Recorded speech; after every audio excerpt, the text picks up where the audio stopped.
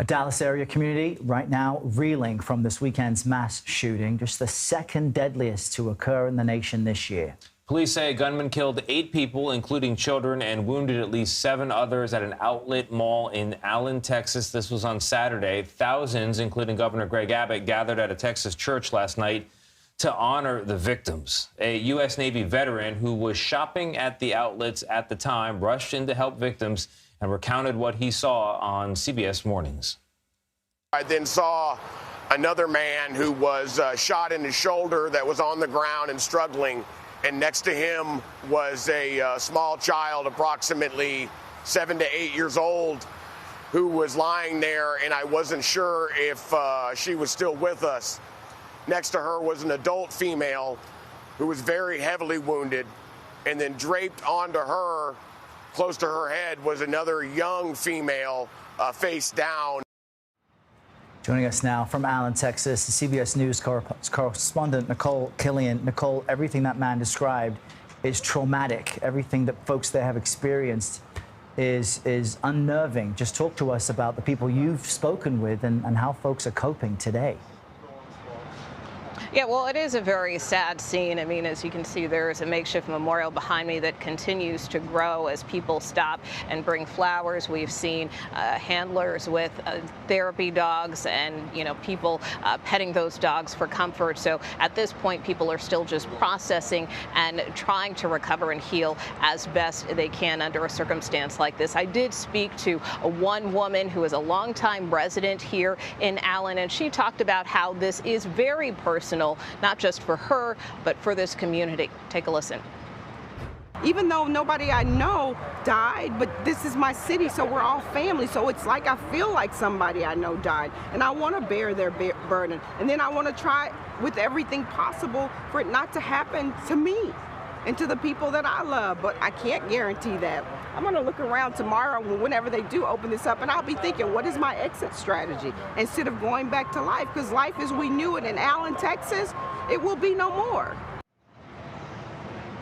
So that gives you some insight into how some people are reacting here. And what Cheryl told me, she actually helped construct this memorial and told me that there will be a vigil here later this week to pray for members here in the community, including the victims.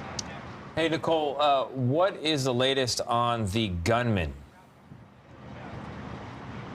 Well, what we know is that his name is Mauricio Garcia. He is 32, and it is believed, we still don't know a motive. And quite frankly, we don't know at this time a lot of details about the circumstances surrounding this shooting. We have not heard much from law enforcement here other than that he is deceased. We do know that he potentially had some extremist ties to right-wing neo-Nazi group. Again, though, it is unclear what motivated him to come here to this mall last Saturday to commit this carnage. And I guess no matter the motivation, Nikole, we do know that he was using an AR-15 style rifle, commonly a thread in these mass shootings. And there's this discussion of banning assault weapons in the U.S. Well, as Louisiana Republican Senator Bill Cassidy this morning said a greater focus should be placed on preventing them being purchased illegally rather than banning them altogether. Let's just share with our viewers what he had to say. We have to recognize that we can ban these weapons, but there's millions already out there. And somebody who decides to obtain one illegally probably can.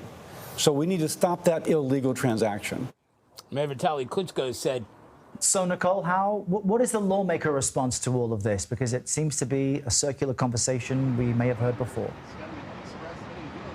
Oh, well, yes, and as you know, normally I probably would be talking to you from Capitol Hill, and what I can say there in terms of talking to lawmakers, obviously Senator Cassidy talked pretty extensively this morning about the Bipartisan Safer Communities Act, which was a bipartisan bill passed last year in response to Uvalde, and he continued to argue that it's a matter of that law being more fully implemented than it is now. That is how he feels there could be more of an impact, and there really isn't a lot of will right now certainly among some Republicans, to do more beyond that, just because they understand the political dynamics on Capitol Hill. That being said, there is frustration, particularly among Democrats. I spoke with Senator Raphael Warnock just last week after that shooting in Atlanta, and one thing he is urging Senate Democrats and leadership to do is to have a discussion about this, because he says, you know, we're not sitting down and talking about this, and we should. So his hope is that perhaps, at least within his party, Senate Democrats can come to the table, maybe discuss this during one of their lunches this week. You know, here in Texas, there is similar frustration. We heard from a Democratic lawmaker earlier today who represents Uvalde, who has put forth legislation. He is concerned because the legislative session is almost over, and the legislature hasn't really taken up these bills. And he says these are common sense safety measures, whether that's providing more training and resources for first responders, more mental health resources, school safety initiatives that he would like to see some movement on. But yet again, here in the Republican-controlled legislature, there hasn't been that much action. All right, that's the latest from Nikole Killion joining us there from Allen, Texas. Nikole, thank you. To New York now.